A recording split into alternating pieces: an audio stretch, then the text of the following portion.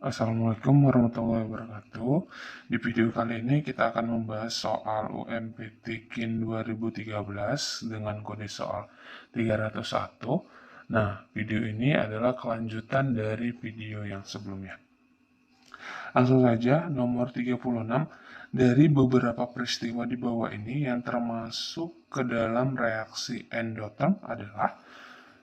Nah, untuk soal nomor 36, ini topiknya mengenai termokimia. Berarti, kata di sini adalah yang termasuk ke dalam contoh dari reaksi endotherm. Reaksi endotherm itu adalah reaksi di mana terjadi perpindahan. Jadi, terjadi perpindahan kalor dari lingkungan ke sistem, sehingga suhu yang ada di lingkungan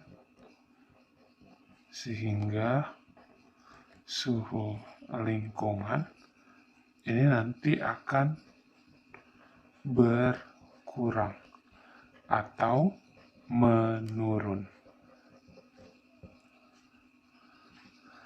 Nah, contoh dari reaksi endotherm itu adalah yang pertama, terjadi yang namanya perubahan wujud. Berarti nanti di sini perubahan wujud yaitu perubahan wujud dari fase padat itu nanti berubah menjadi cair, kemudian berubah menjadi gas. Berikutnya adalah peristiwa penguraian.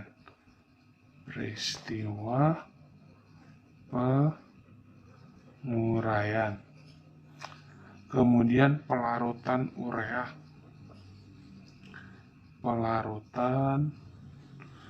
urea dalam air. Kemudian ada nanti reaksi fotosintesis.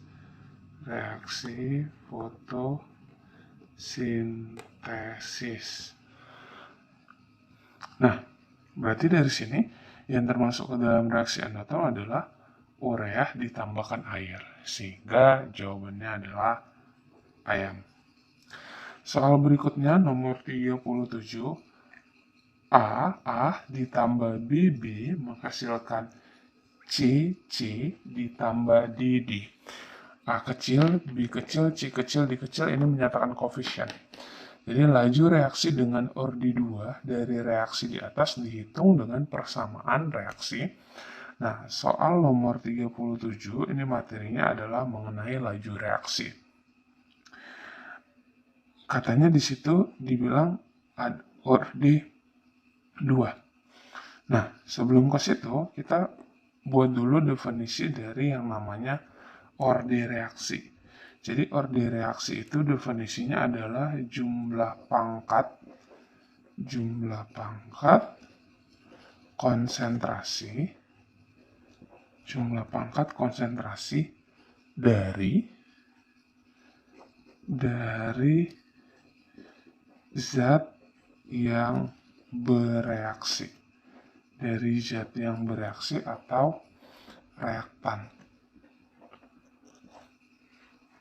Nah, persamaannya kan A ditambah B menghasilkan C ditambah D. Katanya di sini jumlah pangkat konsentrasi dari zat yang bereaksi atau reaktan. Berarti reaktan itu yang letaknya di sebelah kiri. Nah, persamaan lajunya adalah V sama dengan K dikali konsentrasi A pangkat X dikali konsentrasi B pangkat Y.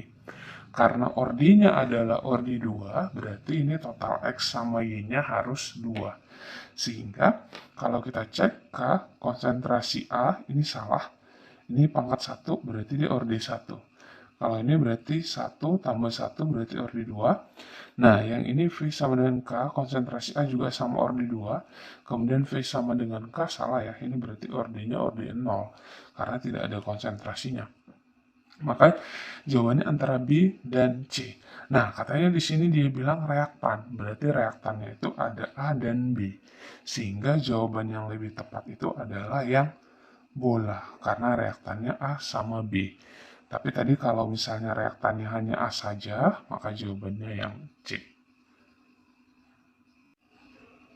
38. Dalam wadah 25 liter pada suhu 400 derajat Celcius berlangsung reaksi N2 gas tambah 3H2 gas menghasilkan dalam keadaan setimbang 2NH3 gas dan terlarut campuran 0,5 mol N2, 1,5 mol H2 dan 0,25 mol NH3. Reaksi tersebut akan mengalami kesetimbangan jika bergeser ke arah Kc pada suhu 400 derajat Celcius adalah 0,5. Nah, untuk menentukan letak pergeseran kesetimbangan, maka berarti kita bandingkan harga Kc dengan yang namanya harga Kc-nya. Nah, di sini topiknya ini adalah mengenai tentang kesetimbangan. Jika nanti harga Kc itu biasa digunakan pada keadaan setimbang, kalau Kc itu digunakan pada awal reaksi. Jadi kalau nanti dia harga Kc-nya lebih kecil daripada harga Kc-nya, maka reaksi bergeser ke kanan untuk mencapai kesetimbangan. Jadi untuk mencapai kesetimbangan, reaksi bergeser ke kanan. Jika harga Kc-nya sama dengan harga Kc-nya, maka reaksinya ini reaksi sudah setimbang atau reaksinya tetap. Jika harga Kc-nya lebih besar daripada harga Kc, maka reaksi nanti dia bergeser ke kiri untuk mencapai kesetimbangannya. Karena harga Kc-nya sudah diketahui, maka di sini kita cari harga Kc-nya. Nah, rumus mencari harga Kc itu sama dengan rumus mencari harga Kc, di mana harga Kc sama dengan konsentrasi produknya itu adalah NH3, berarti konsentrasi NH3 pangkat 2, koefisiennya 2, per konsentrasi dari si N2 pangkat 1 kali konsentrasi H2 pangkat 3. Ini pangkat 1, ini pangkat 3. Nah, konsentrasi itu rumusnya adalah mol per volume. Mol NH3 adalah 0,25. Berarti sih 0,25 per volumenya 25 liter. Jadi 25 liter. Pangkat 2 per N2-nya 0,5 per 25. Kemudian H2-nya 1,5 per 25. Pangkat 3. 0,25 per 25 ini habis ya, berarti 10 pangkat minus 2 kuadrat, berarti jadi 10 pangkat minus 4 per 0,5 bagi 25 ini adalah 2 kali 10 pangkat minus 2. 1,5 per 25 ini 6 kali 10 pangkat minus 2 pangkat 3. Nah, berarti di sini ini habis ya. Ini habis, ini sisa minus 2. Ini berarti nanti sebenarnya habis. Tapi kita buat dulu gini. 10 minus 2 per 2 kali 6 pangkat 3 itu 216 kali 10 minus 6. Ini habis, sisa minus 4. Naik ke atas berarti jadi 10 pangkat 4. Berarti 10 kali 10 pangkat 3, berarti habis 5. Berarti ini sama dengan 5000 per 216. Ini sekitar 5000 dibagi 216, itu sekitar 23,15. Ini adalah harga KICI-nya. Berarti antara harga KC dengan harga KICI-nya lebih besar daripada harga KC-nya. 23,15 lebih besar daripada 0,5. Jika harga KICI lebih besar daripada KC, maka reaksi bergeser ke kiri. Ke kiri itu berarti di sini. Ke kiri ini berarti dia sebagai pereaksi, sedangkan di kanan adalah produk. Sehingga jawabannya adalah ayam, karena ke kiri yaitu pereaksi. 39. Pengertian teori asam basa Lewis adalah, nah untuk nomor 39 ini mengenai yang namanya teori asam basa. Nah sebelum ke asam basa Lewis, saya ingin mengingatkan teori asam basa ada dia namanya menurut Bronsted-Lowry. Kalau dia Bronsted-Lowry, asam itu adalah yang donor proton. Donor yang namanya proton atau H positif. Donor artinya melepaskan, sedangkan basa ini adalah yang menerima, akseptor proton atau H positif. Kemudian teori asam basa menurut Lewis, asam itu adalah yang akseptor, berarti yang menerima, akseptor pasangan elektron. Kalau basa ini berarti dia yang donor pasangan elektron. Kemudian ada teori asam basa menurut Arrhenius. Asam itu yang menghasilkan ion H positif, sedangkan basa adalah yang menghasilkan ion OH negatif di dalam air.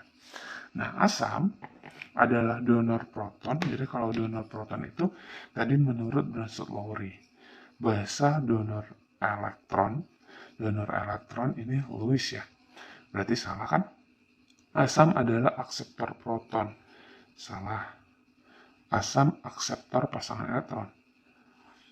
Asam adalah akseptor pasangan elektron dan basa adalah donor pasangan elektron. Asam donor pasangan elektron dan basa adalah akseptor pasangan elektron. Nah, dari sini berarti jawabannya adalah cacing.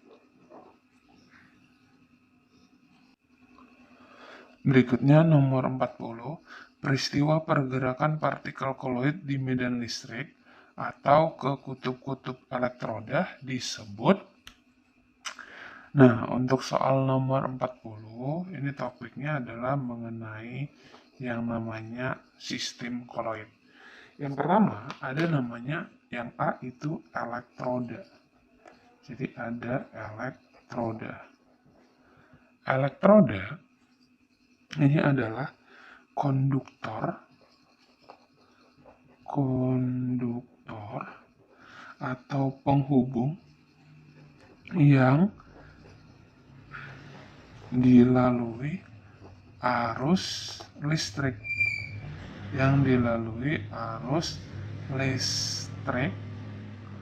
dari satu media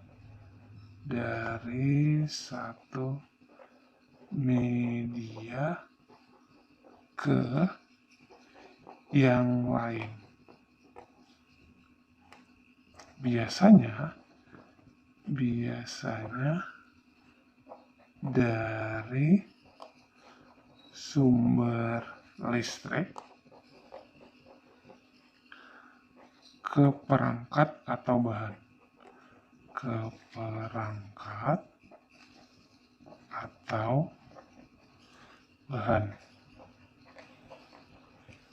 Yang B, elektrodialisis. Nah, kalau elektrodialisis, ini definisinya adalah proses pemisahan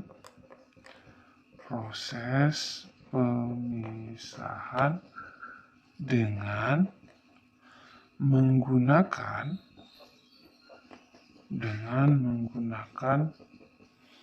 membran tukar kation. Dengan menggunakan membran tukar kation, di mana ion berpindah dari larutan yang satu ke larutan yang lain melalui membran tersebut.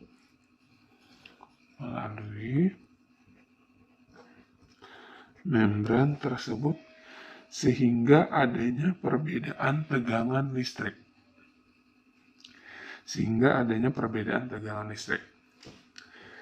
Kemudian ada yang C, yaitu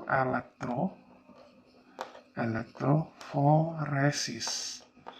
Jadi kalau elektroforesis ini adalah pergerakan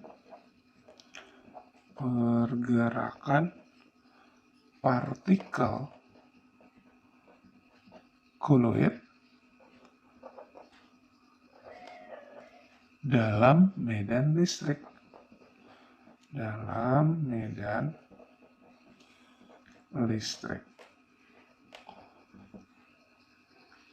Yang D ada namanya gerak Brown.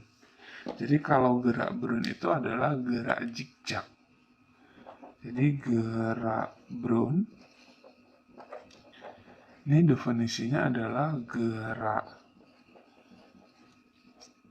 zigzag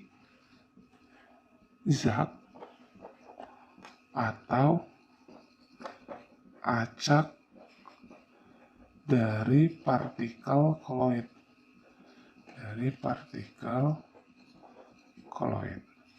Nah, dari keempat definisi ini, berarti peristiwa pergerakan partikel koloid di medan listrik itu lebih tepatnya adalah elektroforesis. Sehingga jawabannya adalah cantik.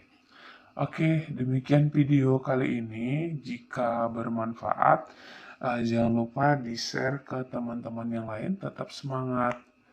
Terima kasih.